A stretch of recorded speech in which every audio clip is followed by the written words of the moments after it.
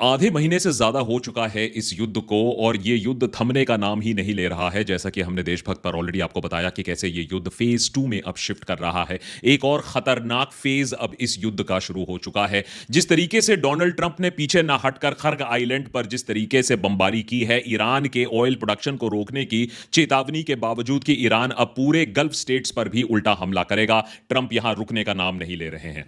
अगर आप ट्रंप की भाषा देखें, उनकी अवस्था देखें, तो आपको 2 डोनाल्ड ट्रंप नजर आएंगे। एक तरफ वो बार बार बोलते थकते नहीं है कि वो जीत रहे हैं, वो जीत चुके हैं, ईरान तबाह हो चुका है, और दूसरी तरफ वो गुहार लगा रहे हैं कि मेरी मदद करो, अमेरिका की मदद करो, हम इस युद्ध में अकेले क्यों हैं। अब वो दूसरी बात है कि अकेले ही युद्ध में गए थे, लेकिन अब उनको अपने एलाइज की याद आ रही है, जिन एलाइज को वो पिछले 1 साल से जलील करते आए हैं, अब उनकी याद उन्हें आ रही है। ऐसा क्यों हो रहा है? डोनाल्ड ट्रंप अकेले क्यों पड़ रहे हैं? यह युद्ध और ज्यादा खतरनाक क्यों बन रहा है? न्यूक्लियर शब्द का प्रयोग अब कौन करने लगा है? इस सब के बारे में आज बहुत जल्द जानने की कोशिश करेंगे। 5 अपडेट्स जो संडे के दिन हो या मंडे के दिन हो, ये युद्ध रुकने का नाम नहीं ले रहा है। डेवलपमेंट्स कॉन्स्टेंटली आ रही हैं। बहुत सारा फेक न्यूज भी है।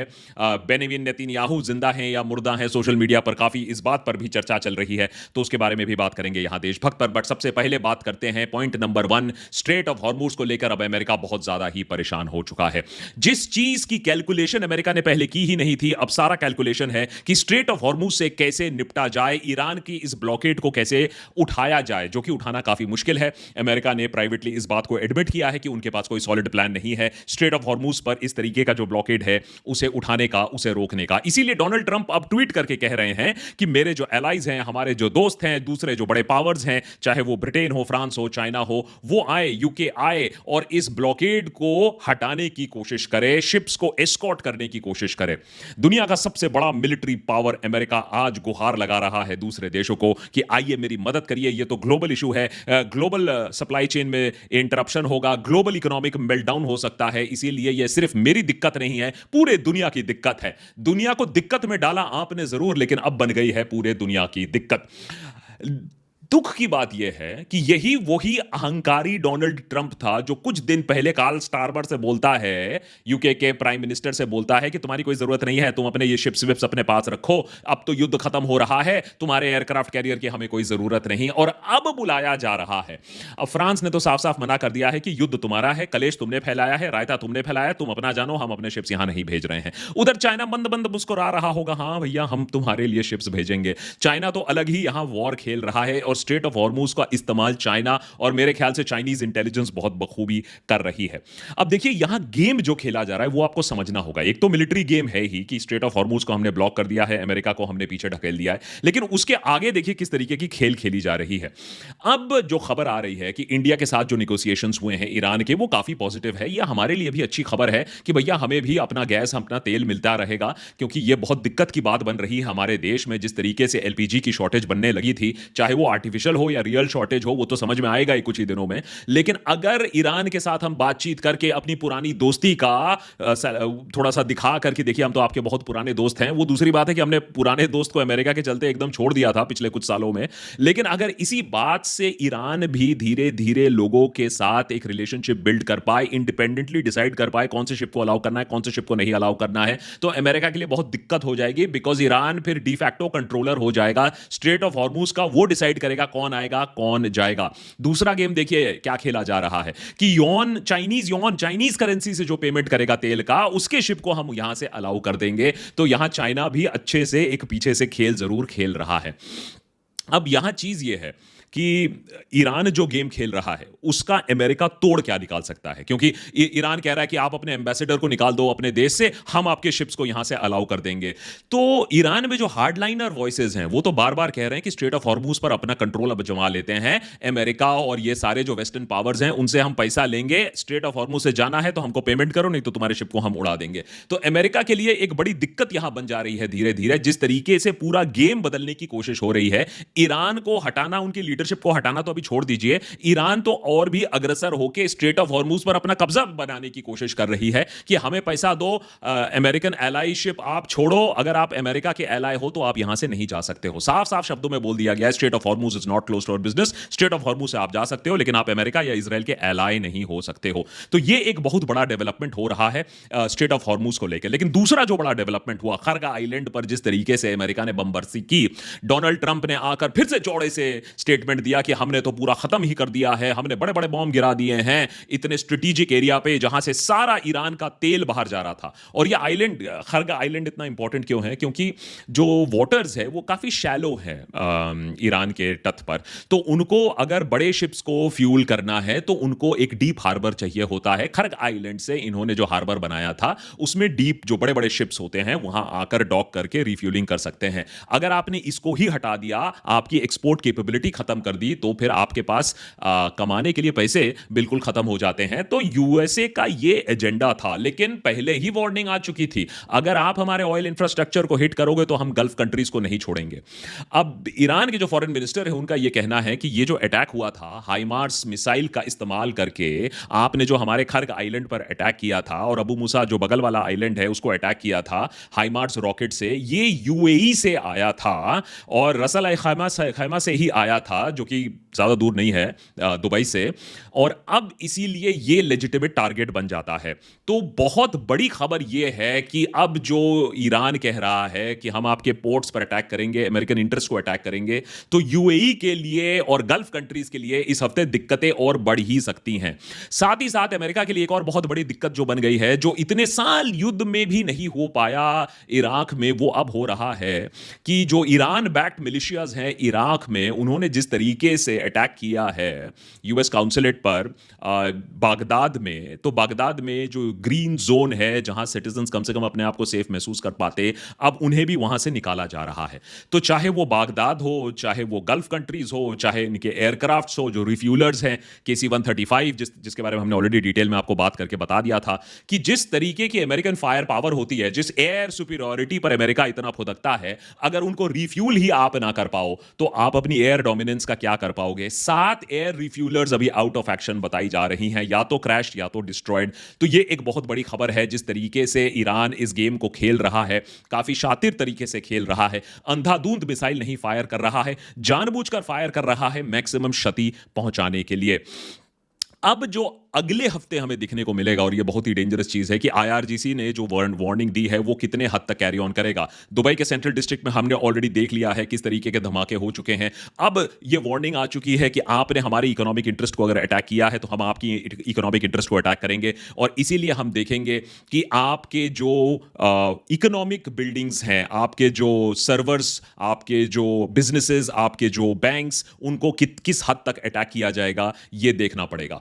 उधर इस बात पर भी काफी तराही तराही हो रही है इजराइल की तरफ से कि ईरान क्लस्टर म्यूनिशंस इस्तेमाल कर रहा है। माने बेसिकली एक बड़े बॉम्ब में 50-80 छोटे-छोटे बॉम्ब, जिससे काफी वाइड स्प्रेड धमाका हो सकता है। उतना क्षतिजनक नहीं होगा जितना एक बॉम्ब होगा, लेकिन ये इसको रोकना काफी मुश्किल हो जाता है क्योंकि ये स्प्लिंटर हो जाता है ओवर अ वाइडर एरिया। और इससे दिक्कत किसको हो रही है? क्योंकि इसे बोला जाता है कि इससे सिविलियंस मारे जाते हैं। इससे इजराइल को दिक्कत हो रही है। इजराइल को अब समझ में आ रहा है कि अंधाधुंध बमबारी क्या होता है। यह बात उसको गाजा में नहीं समझ में आई, यह बात उसको लेबनान में नहीं समझ में आई, लेकिन जब तेल अवीव पर क्लस्टर म्यूनिशंस गिरे तब उनको बहुत दिक्कत हो रही है कि यह तो आप गलत कर रहे हो। वही देश जो व्हाइट फास्फोरस इस्तेमाल करता है, जो स्किन को जलाकर अंदर इंसान के चले जाता है, अब उसे दिक्कत हो रही है कि क्लस्टर म्यूनिशंस इस्तेमाल किए जा रहे हैं। वैसे दिक्कत इसलिए हो रही है क्योंकि यह बात पर अब कोई सीक्रेट नहीं रह गया है कि जहां तक उनके एयर डिफेंस सिस्टम्स हैं वो काफी कमजोर हो चुके हैं। उनके पास उतने ना एम्यूनिशंस हैं, ना एडिक्वेट रेडार इंफ्रास्ट्रक्चर है, जिसके वजह से और भी ऐसे मिसाइल अटैक आने वाले हफ्तों में आप देख सकते हो अगर यह युद्ध इमीडिएटली नहीं रुकता है। इसीलिए अभी अमेरिका और इजराइल दोनों त्राही त्राही कर रहे हैं, इस युद्ध को खत्म करने की वो कोशिश कर रहे हैं। सीज फायर की बातें तो चल रही हैं, लेकिन डोनाल्ड ट्रंप के लिए दिक्कत यह हो गई है कि ईरान ने ऐसी शर्तें लगा दी है सीज फायर के लिए कि अमेरिका पूरा रेपरेशंस करेगा, जो वॉर में खर्चा हुआ है उसकी भरपाई करेगा और अमेरिकन बेसिस को मिडिल ईस्ट से खाली करेगा, उसके बाद हम जाकर यहां बातचीत करेंगे। तो ऐसा नहीं है कि डोनाल्ड ट्रंप ने पिछले बार जैसा किया था कि ईरान के न्यूक्लियर फैसिलिटी के ऊपर बम बरसा दिए, बंकर बस्टिंग बम बरसा दिए, अपने आप को विक्टोरियस बोल दिया, न्यूक्लियर प्रोग्राम खत्म हो चुका है ईरान का बोल दिया, अपने आप को विजेता बता दिया। इस बार ईरान बोल रहा है लिखित में देना पड़ेगा और बहुत लंबी लिस्ट ऑफ चीज करनी पड़ेगी, जिससे पहले हम सीजफायर के बारे में बात भी कर पाए, जिसकी वजह से डोनाल्ड ट्रंप और नेतन्याहू की हालत थोड़ी खस्ता है। इस समय नेतन्याहू के देश पर मिसाइल जा रहे हैं और डोनाल्ड ट्रंप के देश की इकोनॉमिक रीढ़ की हड्डी अभी तोड़ी जा रही है। इसीलिए न्यूक्लियर ऑप्शन के बारे में भी अब बातचीत शुरू हो गई है। इसके बारे में हम थोड़ी देर में अभी बात करेंगे, लेकिन एक चीज तो बहुत ही क्लियर है कि बहुत सारा अनसर्टेनिटी है। अगर आप सोशल मीडिया खोलकर देखोगे इस समय तो आपका भी सर चकरा जाएगा, क्योंकि एक तरफ जो इजराइल की प्रोपेगेंडा मशीनरी है वो बोल रहा है कि मुज्तबा खमीनी जो नए सुप्रीम लीडर है, या तो वो ऑलरेडी मारे जा चुके हैं, या तो बहुत खराब हालत में हैं, या तो अपाहिज हो चुके हैं। और दूसरी तरफ ये भी खबर बार बार आपको सोशल मीडिया में दिखेगी कि जिस तरीके से नेतन्याहू गायब हो चुके हैं, दिख ही नहीं रहे हैं, क्या वो मर चुके हैं, क्या उनके ऊपर अटैक हो चुका है। ऐसा भी हो सकता है कि उन पर कोई अटैक नहीं हुआ है, वो बंकर से काम कर रहे हैं, कोऑर्डिनेट कर रहे हैं, शायद कोई और गंभीर प्लान को रचा जा रहा है। लेकिन यह बात तो सही है कि एक इतने बड़े लीडर, एक इतने शक्तिशाली लीडर इतने दिनों से जो लोगों के सामने नहीं आए हैं, यह भी काफी अनयूजुअल है। कम से कम यह तो दिखाता है कि उनको भी काफी डर है कि ईरान का मिसाइल कब कहां कैसे आ जाए, किसके ऊपर, किसी को पता नहीं। जिस तरीके से खमीनी को मारा गया था, क्या उसी तरीके से नेतन्याहू को भी मारा जा सकता है? क्या युद्ध के बैलेंस इस तरीके से बैलेंस आउट हो चुका है कि आज नेतन्याहू को वही खौफ सता रहा है कि उसने जिस तरीके से खमीनी को मारा, क्या उसी तरीके से उसे भी मारा जा सकता है? यह अपने आप में काफी आयरॉनिकल है। एनीवेज, अब सबसे इंपॉर्टेंट बात यह भी है कि अब जो अमेरिका इतना जो जीत रहा है, अमेरिका बार बार कह रहा है कि we are tired of winning, तो इतना थक गया है अमेरिका जीतते जीतते, इतना थक गया है कि अब चीजें छुपाई जा रही हैं कि अब हमारे जीत के बारे में इतना भी बात मत करो। तो एक तरफ ट्रंप कह रहे हैं कि हम जीत गए, और दूसरी तरफ यह कह रहे हैं कि हम आपको पूरा इंफॉर्मेशन नहीं बताएंगे। इसलिए इब्राहिम लिंकन को इजराइल ने किस तरीके से क्षति पहुंचाई थी या नहीं पहुंचाई थी, उसके बारे में क्लियर इंफॉर्मेशन हमें नहीं दी जा रही है। हमें यह बात नहीं बताया जा रहा है कि अब फुजैरा में जिस तरीके से ड्रोन अटैक हुआ उसमें एक्चुअल कितना डैमेज हुआ है। क्योंकि अब तो यह हो रहा है कि दुबई में अगर आप हो, यूएई में अगर आप हो, तो अगर आपने ऐसी कोई फिल्मिंग की, आपने ऐसा कोई इंफॉर्मेशन सोशल मीडिया पे शेयर किया, तो आप ही को अरेस्ट कर लिया जाएगा। तो कहीं ना कहीं इस डैमेज को छुपाने की कोशिश हो रही है ये। और अमेरिका में तो सबसे ज्यादा सरप्राइजिंग चीज है, गल्फ में तो ये सारी चीजें हो रही हैं, ठीक है। अमेरिका में डोनाल्ड ट्रंप अब खुला आम वार्निंग दे रहे हैं मीडिया कंपनीज को कि अपनी पत्रकारिता पर थोड़ा सा लगाम लगा दो, क्योंकि यह देश के लिए बहुत खराब है। तो अल्टीमेटली नेशनलिज्म का नाम लेकर पहले आपने रायता फैलाया, फिर आपकी पोल खुलने लगी, अब आप अमेरिका में मीडिया कंपनीज को बता रहे हो कि नेशनलिस्टिक नैरेटिव फॉलो करो, नहीं तो हम तुम्हारा लाइसेंस रिन्यू नहीं होने देंगे। अमेरिका जैसा देश, land of the free, press freedom वाला देश, दूसरे देशों को प्रेस फ्रीडम पाठ का पढ़ाने वाला, आज वहां का डोनाल्ड ट्रंप मीडिया कंपनीज को चुनौती दे रहा है कि तुमने अगर नेशनलिस्टिक रिपोर्टिंग नहीं की और अगर हमारे प्रो वॉर का रिपोर्टिंग नहीं किया, तो हम तुम्हारी पुंगी बजा देंगे। यह हालत हो चुकी है आज अमेरिका की। तो इसीलिए एक क्लैम्पडाउन हमें यहां भी दिख रहा है। अब नेतन्याहू जिंदा है या नहीं है, लेकिन यह तो बहुत दुख की बात है कि अमेरिका की जिस तरीके से मट्टी पलेत हो रही है, अब उसे भी अमेरिका में रिपोर्ट नहीं किया जा सकता है। और यह हिपोक्रेसी आपको दिखेगी। आप रिपोर्ट्स अगर ध्यान से देखोगे, हम काफी रिपोर्ट्स देख रहे थे, जो इजराइल से रिपोर्ट बाहर आते हैं या CNN से रिपोर्ट बाहर आते हैं, वो किस तरीके से बात करते हैं। देखिए, क्लस्टर म्यूनिशंस यूज हो रहे हैं, देखिए सिविलियन डेथ्स हो रही हैं, जैसा कि क्लस्टर म्यूनिशंस गाजा में इस्तेमाल ही नहीं, जैसा सिविलियन डेथ्स लेबनान में नहीं हो रही हैं। लेकिन जहां इजराइल की बात आती है, जहां अमेरिका की बात आती है, तो सिविलियन डेथ्स इतना ज्यादा सेंसिटिव मुद्दा बन जाता है। यह हिपोक्रेसी अब सोशल मीडिया के थ्रू पूरी दुनिया को दिख रहा है। तो ये जो मेन स्ट्रीम मीडिया नैरेटिव चलता था, अब कम से कम उसका एज बिल्कुल खत्म हो चुका है। एनीवेज, फाइनली बहुत ही इंपॉर्टेंट चीज, फ्यूचर का क्या, अब यहां से क्या, युद्ध का क्या, आने वाले इस हफ्ते में अब हम क्या देख पाएंगे। एक खबर जो डेफिनेटली डेवलप हो रही है वो ये है कि अब जो दूसरे फोर्सेस हैं इस युद्ध में ज्वाइन इन कर सकते हैं। हुतीज जो यमन में है वो इस युद्ध का हिस्सा बन सकते हैं। बबल मंदेब जो दूसरा स्ट्रेट है उसे भी अगर ब्लॉक कर दिया जाए तो इस रीजन में जो दो इंपॉर्टेंट हॉर्मूज के साथ जो दूसरा वाला इंपॉर्टेंट स्ट्रेट है उसे ब्लॉक कर दिया जाएगा। आप सोचिए फिर तेल का दाम कहां चले जाएगा। तो क्या यह सिचुएशन पॉसिबल हो सकती है? ये अगले एक हफ्ते में हमें समझ में आएगा। अगर जो मिसाइल स्ट्रेंथ है एरिया में इनकी डिप्लीट हो जाती है तो आप समझ सकते हो कि हुतीज भी इस पूरे कैंपेन में ज्वाइन इन कर सकते हैं और इससे एक मेजर मैरिटाइम क्राइसिस हमारे दुनिया में डेवलप हो सकता है। और एक और चीज जो हम धीरे धीरे देख रहे हैं, जो आप डेविड स्लिंग है, आयरन डोम है, जैसे जैसे इनकी क्षति और क्षमता कम होती रहेगी तो जो हुतीज के पास जो जो दूसरे छोटे छोटे ग्रुप्स हैं, चाहे वो हिजबुल्ला है, आईआरजीसी के भी लोअर पावर रॉकेट्स हैं, वो वेट कर रहे हैं कि इन लोगों की जो डिफेंस कैपेबिलिटीज हैं वो थोड़ी और कम हो जाए तो फिर एक वॉली ऑफ मिसाइल फिर से आ सकता है इजराइल के ऊपर, अगर ये मिसाइल्स रिप्लेनिश नहीं किए जाए। लेकिन अमेरिका के पास अभी वो रिप्लेनिश करने की स्ट्रेंथ नहीं है। खबर तो यह भी आ रही थी कि साउथ कोरिया से जो उन्होंने थार्ड सिस्टम्स मंगवाए थे रिप्लेस करने की जॉर्डन में, वो जो रिप्लेसमेंट रेडार्स हैं उन्हें भी ईरान ने तबाह कर दिया है। तो यह काफी दिलचस्प सिचुएशन वहां डेवलप हो रही है। गल्फ कंट्रीज में अमेरिका को लेकर गुस्सा बढ़ रहा है। गल्फ कंट्रीज ये भी देख रहे हैं कि क्या वो तुर्की या पाकिस्तान के साथ नए कुछ पार्टनरशिप्स डेवलप करें अपने इंटरेस्ट को सेफगार्ड करने के लिए, क्योंकि अमेरिका से उनका भरोसा थोड़ा सा डेफिनेटली उठ रहा है और वो ये जानते हैं कि वो अंडर फायर है बिकॉज ऑफ अमेरिका। और यूएई तो चीख चीख के कह रहा है कि हम अमेरिका को अलाउ नहीं करते हैं अपने एरिया से कोई मिलिट्री ऑपरेशन लॉन्च करने का। लेकिन ईरान कह रहा है कि आप तब भी अपने बेसेस अलाउ करते हो for interception of communication, for surveillance, वो हमें मंजूर नहीं है। तो क्या गल्फ कंट्रीज अमेरिका से अपनी दूरी बना पाएंगे? ये बहुत बड़ा सवाल है, क्योंकि बहुत दिक्कत वाला सवाल भी है, क्योंकि इतना पुराना रिलेशनशिप है, इतनी आसानी से अमेरिका भी इसे खत्म नहीं होने देगा। तो ओवरऑल अगर आप नेट देखो तो इस हफ्ते आप एक एस्केलेशन लैडर पर बैठे हो, यहां पीछे हटने को कोई तैयार नहीं है। ईरान अभी लड़ो या मरो वाली फिलॉसफी पर है और अमेरिका डोनाल्ड ट्रंप के साथ पीछे हटने वालों में से नहीं है। तो अभी दिक्कत सबको हो रही है, नुकसान सबको हो रहा है, बमबारी ईरान के ऊपर भी हो रही है, जवाब ईरान भी दे रहा है। लेकिन दुनिया की इकोनॉमिक जो सिचुएशन है वो बद से बदतर जरूर हो सकती है। और इसीलिए एक सवाल यहां आता है कि अब ट्रंप के एडवाइजर्स को बोला जा रहा है ये युद्ध थोड़ा खत्म कर दो, नहीं तो इजराइल ईरान के खिलाफ न्यूक्लियर बम का इस्तेमाल कर देगा। लाइव स्ट्रीम पर मुझे भी एक सवाल पूछा गया था कि क्या मुझे लगता है कि इस युद्ध में न्यूक्लियर का इस्तेमाल हो सकता है, एक न्यूक्लियर बॉम्ब का इस्तेमाल हो सकता है या नहीं। देशभक्त पर हम कभी वो सनसनीखेज वाली हेडलाइंस तो नहीं चलाते हैं कि वर्ल्ड वॉर 3 अब हो ही गया है, न्यूक्लियर बम अब फट ही गया है, दुनिया अब खत्म ही हो गया है।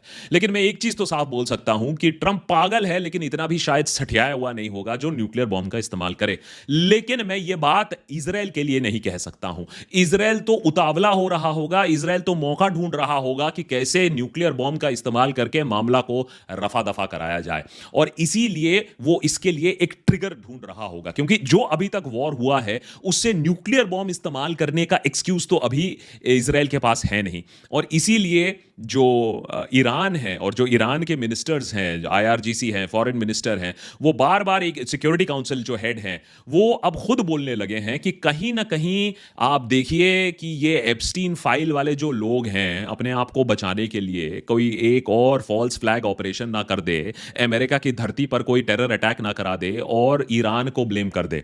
इन लोग कह रहे हैं कि ईरान ऐसे टेरर अटैक के बिल्कुल खिलाफ है जो अमेरिका की धरती पर होगा। लेकिन सोचिए कि पूरी दुनिया, पूरा प्रेस, टकर कार्लसन जैसे एस्टैब्लिश्ड पत्रकार इस बात की पुष्टि कर रहे हैं कि जिस तरीके से इतिहास अपने आप को दिखाया है, हो सकता है एक और फॉल्स फ्लैग ऑपरेशन कर दिया जाए, इजराइल के पास कहीं ना कहीं एक मौका मिल जाए कि एक न्यूक्लियर एक्सप्लोजन कर दिया जाए जिससे यह पूरा मामला खत्म हो जाए।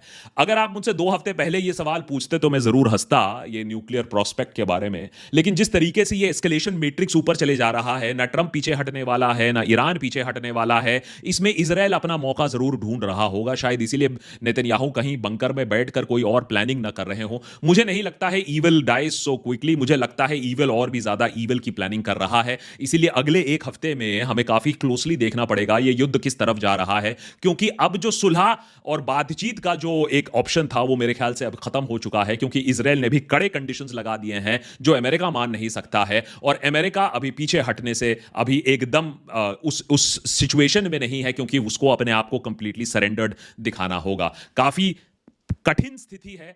ट्रैक हम ज़रूर करते रहेंगे यहाँ ऑन द देशभक्त। अगर आपको हमारा काम अच्छा लगता है, अगर आपने ये पूरे एपिसोड्स देखे हैं जो हमने पिछले 15-16 दिनों में किए हैं एवरी डे, तो ज़रूर सब्सक्राइब करिए, ज़रूर शेयर करिए and do become a member if you can on patreon.com/thedeshbhakt। ये उन लोगों के लिए है जो देशभक्त का काम अप्रिशिएट करते हैं, हमें सपोर्ट करते हैं। इसमें एक टियर है अल्टीमेट देशभक्त, जहां आप मेरे साथ पर्सनली व्हाट्सएप पे जुड़ सकते हैं हमारा एक स्पेशल जो हमारा मेंबरशिप टियर है उसके through. Thanks for watching, more updates coming up on the देशभक्त।